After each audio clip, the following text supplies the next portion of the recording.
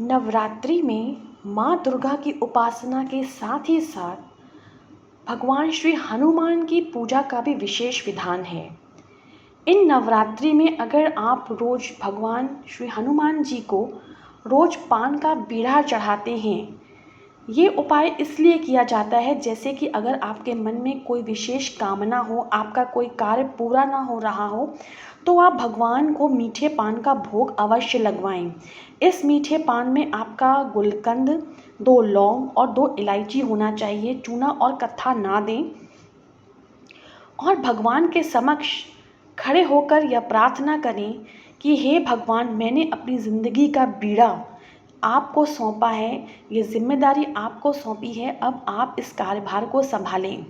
आप अपनी कोई एक मनोकामना एक बार में रख सकती हैं। जैसे अगर किसी की शादी नहीं हो रही है, तब उस उपाय के लिए आप इसे कर सकती हैं।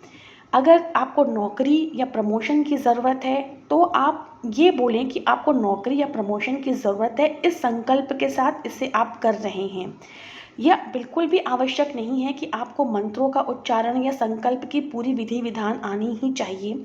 अगर सच्चे मन से आपने अपने आप को भगवान के साथ जोड़ करके यह आस उनके सामने रखी, तो वो अवश्य इस चीज़ को सुनते हैं। ये 9 दिन तो आप भगवान को बीड़ा चढ़ाएं ही, लेकिन कल से जब से नवरात्रि शुरू हो रहे हैं, तब से लेके पूरे 40 दिन तक आपको हनुमान चालीसा का 11 बार पाठ अवश्य करना है, इस मनोकामना के साथ जो भी आपने उनके सामने रखी है। और ये 9 दिन आप उनको पान का बीड़ा चढ़ाएं और इसके बाद मंगलवार को करके 11 मंगलवार आपको उन्हें पान का बीड़ा चढ़ाना है, ये 9 दिन कंप्लीट करने के बाद। यह उपाय अपने आप में बहुत ही ज़्यादा शक्तिशाली है, जिसका मेरे पास बहुत सारे रिज़ल्ट हैं। तो आप भी पूरी श्रद्धा विश्वास के साथ भगवान की उपासना में अपने इस उपाय को अवश्य करें।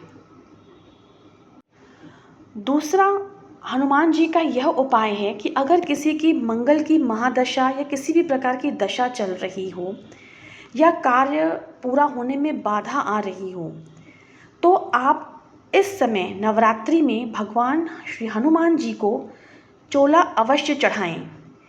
चोला चढ़ाने से मंगल की दशा में बहुत ज़्यादा उपाय कारगर सिद्ध होता हुआ देखा गया है।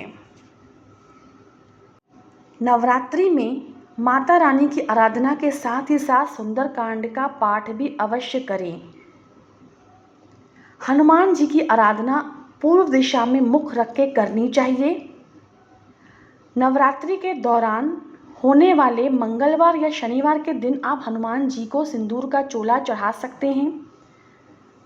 हनुमान जी को प्रसन्न करने के लिए उनकी उपासना के साथ साथ भगवान श्री राम के मंत्रों का भी जाप अवश्य करें। भगवान श्री हनुमान को आप लाल रंग का भोग चढ़ाएं, जिसमें बेसन के लड्डू और लाल पेड़ा उनको प्रिय है। हनुमान जी को गेंदे का फूल और लाल फूल अर्पित करें। साथ ही साथ हनुमान जी को गुड़ और चने का भोग भी अत्यधिक प्रिय है। आप नित्य की जाने वाली पूजा में अगर इस तरीके का भोग लगाते हैं, तो इससे भी भगवान अत्यधिक प्रसन्न होते हैं।